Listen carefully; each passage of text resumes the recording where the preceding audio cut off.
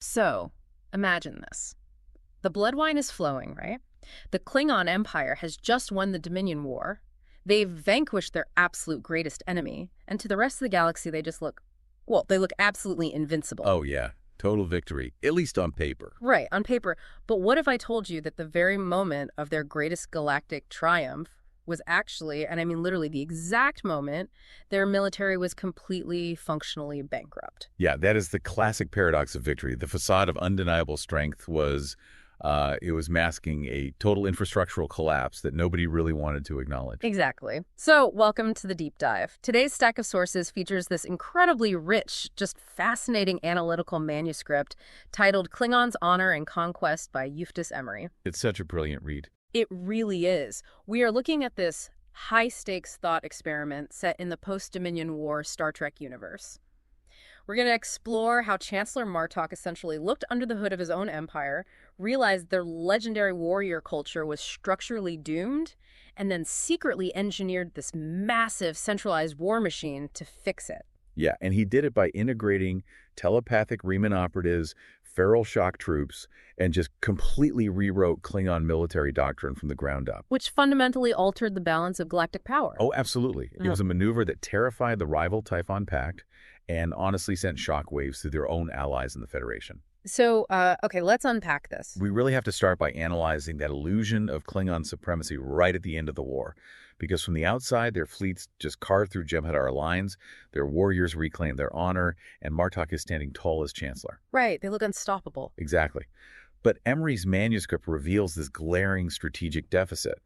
The war actually exposed the Empire as deeply, deeply weak on a systemic level. Yeah, because when you look at the structure of the great houses, you realize it is just a tangled web of asymmetrical decentralization. Okay. I mean, every house operates its own sovereign fleet. Right, with their own shipyards. Their own shipyards, their own localized supply chains, their own competing agendas. In peacetime, they don't coordinate at all. They just compete for resources and glory. Yeah, in the Empire, power isn't inherited cleanly, It's contested continuously. The houses act way more like rival nation-states than actual branches of a unified military. They're constantly at each other's throats. Exactly. During the war, the existential threat of the Dominion forced them to temporarily pause those blood feuds. But the moment the treaty was signed, that cohesion just vanished. Poof, gone. Gone. The High Council went right back to being this loud negotiating arena, and suddenly the Empire didn't pursue a single unified strategy. It pursued dozens of them simultaneously, just stepping all over its own geopolitical footprint. The manuscript highlights this staggering reality about their logistics during the conflict, which I thought was crazy. The Klingons supplied the vanguard, the sheer brute force, but it was the Federation that supplied the logistical backbone. They were totally propped up. They really were. The Empire had become secretly dependent on Starfleet just to keep its ships flying. Federation tankers were actively refining antimatter for Klingon birds of prey. Yeah. Starfleet industrial replicators were generating the combat rations to keep Klingon ground troops fed, and Starfleet mobile triage yards were repairing Klingon warp coils. It's like a massive franchise business where every regional manager hates each other and ignores corporate, but they only survived a hostile takeover because a rival company temporarily paid their supply chain bills. That is a perfect analogy. Okay. Because Klingon military doctrine favors decisive kinetic engagement. They want to find the enemy and strike. Oh. But the Federation doctrine favors systemic strategy, establishing hardened supply lines, ensuring long-term operational sustainability. Which is boring but necessary. Highly necessary. Without Starfleet managing that back end, Klingon fleets rapidly lose endurance. Without Federation coordination directing their strikes, Klingon operations just lose any overarching cohesion. Okay, let me push back on this framing just a bit, though. Doesn't asymmetrical decentralization offer immense strategic resilience? In what way? Well, if every great house operates its own independent fleet with its own logistical base, there is no single point of failure for an enemy to target. You can't cut the head off a snake if it has 50 heads. You can't execute a decapitation strike against a military that operates as 50 autonomous warlords. Doesn't that make the Empire nearly impossible to actually conquer? What's fascinating here is that while you are entirely right about that resilience, it only prevents total annihilation. Oh, okay. It makes them incredibly hard to wipe out entirely, sure, but it makes them incapable of systemic, prolonged offensive strategy against advanced, unified powers. Ah, I see. They fight as individuals, but their enemies fight as systems. In a modern galactic conflict, raw courage and localized resilience just aren't enough anymore. You need centralized logistics, you need real-time intelligence sharing across all theaters, and you need unified execution. And Martok sees this. He's sitting in the Chancellor's seat looking at this glaring logistical dependency, which the source dubs the Federation problem. That's Federation problem. And he knows the great houses are way too fragmented and dangerous to dismantle openly. Like, if he tries to strip the houses of their fleets to build a unified navy, he triggers an immediate civil war, and the Empire basically burns itself down from the inside. Which is where Martok's highly unique background becomes his greatest asset. Right, because he's not a noble. Exactly. Okay. Unlike traditional Klingon leaders, Martok wasn't born into a great house. He didn't inherit some aristocratic power base. He rose from common roots entirely through merit, survival, and just raw battlefield competence. He earned it. He absolutely earned it. And because he wasn't shaped by the entitlement of the nobility, he sees the Empire as an engine that must function, rather than just a theatrical stage for personal glory. So his solution is what the text calls the illusion of continuity. And man, it is a masterclass in political maneuvering. It really is brilliant. He doesn't destroy the great houses. He just lets the High Council keep their archaic rituals, their visible fleets, their loud, aggressive debates. The surface of the Empire looks completely unchanged to the casual observer. Like nothing happened. Right. But quietly, in the shadows, he builds a parallel, centralized power structure around them. He funnels new recruits, advanced technology, and intelligence networks entirely off books, placing them directly under his personal command. If we connect this to the bigger picture, Martok is essentially orchestrating a fundamental redefinition of Klingon honor itself. That's a huge shift. Massive. Yeah. For centuries, honor meant direct confrontation, visible strength, and absolute loyalty to your specific house. But rigid adherence to that traditional honor creates immense tactical predictability. And predictability gets you killed. Exactly. In warfare, predictability is a fatal flaw. If your enemy knows your cultural pride demands you always charge straight ahead, they will simply build a trap and wait for you to walk right into it. So Martok shifts the entire paradigm. Honor is no longer measured solely by individual glory in a melee. Honor now means the long-term survival of the state. The Empire comes first. Right. Loyalty to the Empire supersedes loyalty to the house. It kind of forces you to look at your own professional survival, like how often do you cling to the quote-unquote traditional way of doing things in your industry or life just out of sheer pride, even when it's actively hurting your long-term success? Right, you're just making yourself predictable. And Martok proves predictability is fatal. He realizes that true survival means adapting your methods, even if it deeply bruises the cultural ego. And to execute this new centralized command structure, Martok realizes he needs forces that absolutely do not answer to the great houses. Because they just leak the intel. Or use it against him. He cannot rely on standard Klingon warriors because their loyalties are too hopelessly tangled up in local house politics. So to bypass the nobility entirely, he looks outside the traditional Klingon species. He authorizes what Emery calls the Triforce concept. Okay, let's break down the mechanics of this Triforce, because this is wild. It consists of 3 distinct strategic branches: the Blade, the Shadow, and the Hunt. Yeah, let's start with the Blade. The Blade is your traditional Klingon vanguard. They are the shock assault force. Direct, decisive, unapologetically lethal. They remain the heavy ordnance of the military, but they are now guided so they don't blindly charge into defensive formations. Right, they need direction, which is where you integrate the Shadow. The Remans. The Remans. Yeah. Born in the harsh darkness of the planet Renus, historically used as expendable slave labor and cannon fodder by the Romulans. But this figure named Lorg, who is this visionary and highly pragmatic operative within Klingon Imperial intelligence, he sees the Remans not as a broken refugee population, but as untapped force multipliers. So Lorg meets with Colonel Geomek, the Reman leader, and strikes this brilliant bargain. Because the Remans bring capabilities that the Klingons biologically and culturally completely lack. Yes, because of their evolution in total darkness, they have acute sensory adaptation and a really unique form of telepathic sensitivity. They weren't just reading minds, right? No, they can project subtle emotional manipulation. They bring deep interrogation, true stealth, Systemic sabotage. I mean, they dismantle the enemy's logistics in the dark so the battle never has to be fought at all. Wow. And then finally, we have the Hunt. These are the children of San-Tarah. Right. They evolved on a planet completely enveloped by a natural technology dampening field. Because they couldn't rely on phasers or energy shields to win conflicts, their entire culture evolved around pack hunting combat geometry. It's fascinating. They don't fight as individuals, they fight as a highly coordinated organism, utilizing 4 specific roles: the tracker, the driver, the breaker, and the finisher. And the mechanics of this pack warfare are terrifying. Oh, absolutely. The tracker identifies the structural weakness in an enemy formation. Then the driver aggressively herds the enemy into disadvantageous terrain or logistical choke points, Setting them up. setting them up for the breaker, who shatters the defensive line physically and psychologically, and then the finisher just delivers the lethal blow. They don't just overpower enemies with brute force, they weaponize fear. They systematically isolate the target, destabilize their command structure, and induce total psychological collapse before the main assault even begins. It creates a devastatingly effective tactical synergy. You use the Remans to disrupt and isolate the enemy's infrastructure. You unleash the San-Tarah to shatter their morale and break their defensive lines. And then you deploy the traditional Klingon vanguard to deliver the overwhelming final strike. So Klingons are the hammer, Remans are the scalpel, and San-Tarah are the wolves. It's less like an army and more like an immune system. I like that. The Remans are the T-cells identifying and isolating the infection in the dark. The San-Tarah strip away the viral defenses, and the Klingons, the blade, are the fever that burns the rest of it out. But wait, I have to push back here. Go for it. Remans using telepathic interrogation and stealth sabotage.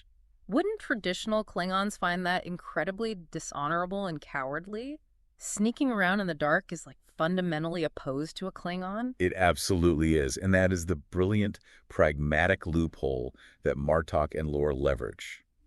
The Remans are not Klingon. Oh. They are not bound by the strictures of Klingon honor. The Empire does not demand they fight like honorable warriors. It demands they deliver strategic results. As Emery's manuscript so perfectly articulates, quote, "Honor is not how one fights, it is what one is willing to fight for." That's a great quote. Right. The Remans prove their loyalty through the continued survival of the Empire, regardless of the methods they employ. And integrating these new species isn't just about bolstering manpower.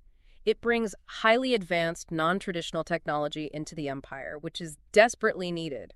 Because the Federation has just developed a propulsion technology that completely breaks traditional Klingon military doctrine. Yes, the quantum slipstream drive. This technology makes the concept of distance functionally irrelevant. Yeah, it changes everything. Starfleet can concentrate massive, heavily armed task forces anywhere on the galactic map almost instantly.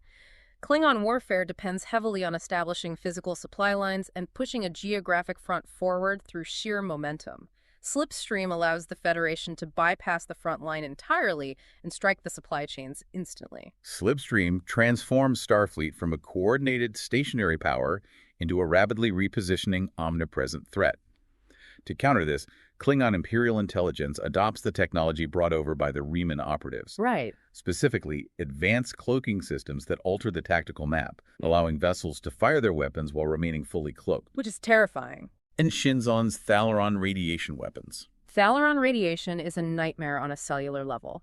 It rapidly neutralizes biological targets, completely bypasses standard deflector shields, and can render an entire planetary biosphere inert in moments. But Martok is incredibly cautious here. Yeah, he restricts Thalaron weapons and advanced cloaking strictly to Imperial intelligence. He knows that if the Great Houses got their hands on this tech, they would immediately use it to destroy each other over some centuries-old territorial dispute. Power without strict control is just self-destruction. By centralizing these apocalyptic assets under Imperial intelligence, Martok creates a strategic deterrent. It alters the behavioral math of their rivals. Enemies hesitate, and the Empire gains massive geopolitical leverage without ever having to fire a single shot. And here's where it gets really interesting. When you look at Klingon Imperial Intelligence under Lorg, operating completely in the shadows, you cannot help but compare it to the Federation's infamous Black Ops Division, Section 31. The parallels are definitely there. Right. They both utilize restricted technology, and they both prioritize the absolute survival of the state above all else. It is a highly compelling comparison, but the manuscript highlights a profound philosophical contrast between the two. Okay, how so? Section 31 is a paradox born out of utopian ideals. The Federation relies on Section 31 to do the dirty work in the dark, specifically so the average citizen can keep their hands clean and maintain their democratic morality. Section 31 operates entirely outside the law. Unsanctioned. Completely unsanctioned. Klingon imperial intelligence, however, is the natural evolution of a warrior culture trying to survive in a post-honor galaxy. Officers like Lord don't operate outside the state. They are an explicit organ of the state, actively navigating the politics of the great houses to justify their methods. That makes sense. But because Martok restricts Thalaran weapons and the Reman untelepathic operatives solely to Imperial intelligence, he accidentally creates a massive, highly detectable intelligence footprint. You can't hide that much power forever. Yeah, exactly. The rest of the galaxy notices this shadow network spinning up, and they have to react. Let's look at the Typhon Pact. This is a formidable alliance of Romulans, Breen, Sankathi, Gorn, Tholians, and Kinshaya. They form their coalition fully expecting the Klingons to remain a blunt, predictable, localized force. Right. The Typhon Pact was built on the geopolitical assumption that Klingon internal divisions would constantly limit their outward cohesion. But now They're facing a unified, highly adaptive, multi-species war system. The Romulans in particular are completely horrified.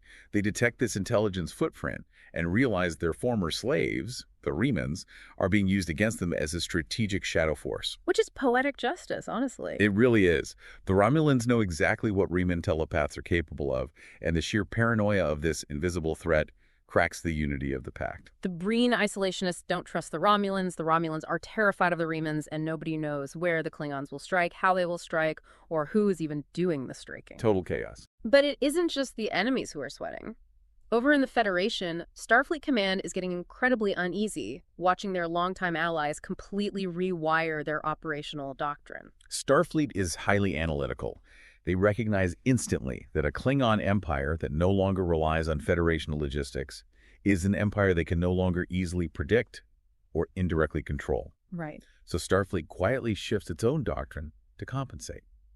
They move away from large centralized fleet formations and adopt what they call a distributed fleet architecture. Which means smaller, highly autonomous task groups capable of localized rapid response. Exactly. They also heavily invest in advanced cloak detection, developing the ASA-31 adaptive sensor array. And the mechanics of the ASA-31 are brilliant. It doesn't just scan for the physical hull of a ship. It measures the microscopic gravitational displacement caused by Reman-cloaked firing mechanics. It's so smart. It allows Starfleet to shoot at the gravitational shadow of the ship before the weapon even decloaks. And deep in the intelligence community, Section 31 makes a massive strategic shift. They officially reclassified the Klingon Empire. Big move. Huge. They are no longer designated as a reliable allied power. Section 31 reclassifies them as, quote, strategic actor, independent conditional alignment, threat posture, contingent. They immediately begin aggressive counterintelligence shielding and start establishing strategic buffer zones in neutral territories. This raises an important question that the manuscript poses. Are the Federation and the Klingons actually still allies at this point, or are they inevitably evolving into rivals? Yeah, it's a tense situation. Very. The source outlines 3 potential geopolitical paths forward. Path 1 is a stable alliance, where both powers accept their new structural differences and maintain focus on shared external threats, like the Typhon Pact. Path 3 is eventual conflict, where a simple miscalculation or a total collapse of diplomatic trust leads to open, devastating war. If Path 1 is a stable alliance and Path 3 is open war, there has to be a middle ground where they just, mutually ghost each other, right? Yeah. A sort of cold divergence where the alliance exists on paper, but neither side actively relies on the other. Exactly. The source defines that middle ground as Path 2 strategic divergence. It is separation without active conflict. They drift apart, not as enemies, but as truly independent, self-sufficient powers. They respect each other's sovereignty. Right. They cooperate when it is mutually beneficial, but they fiercely prioritize their own internal goals. Yeah. Based on Emery's analysis, this is the exact phase they are currently entering. The treaty holds, but the tactical tension is palpable. Wow. We have covered a massive amount of geopolitical ground here.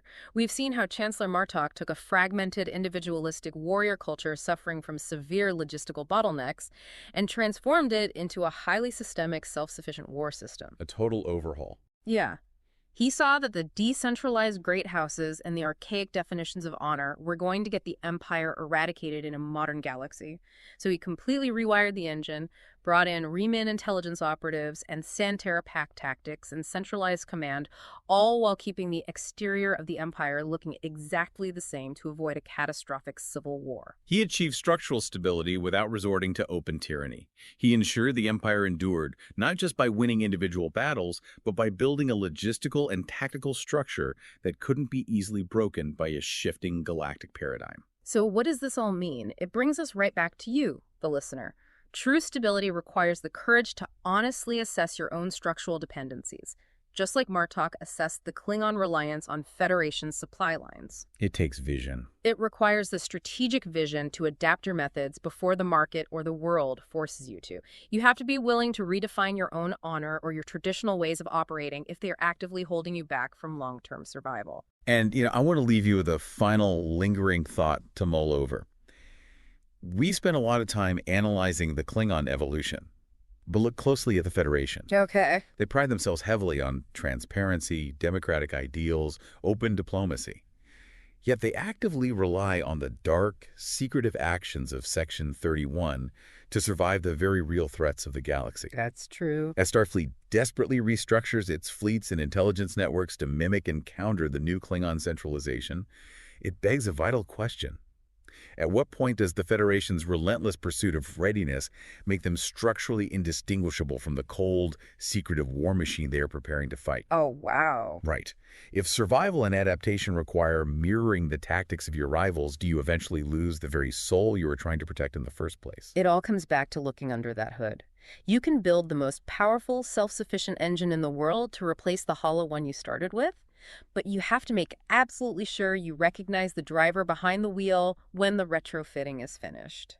Thanks for joining us on this deep dive.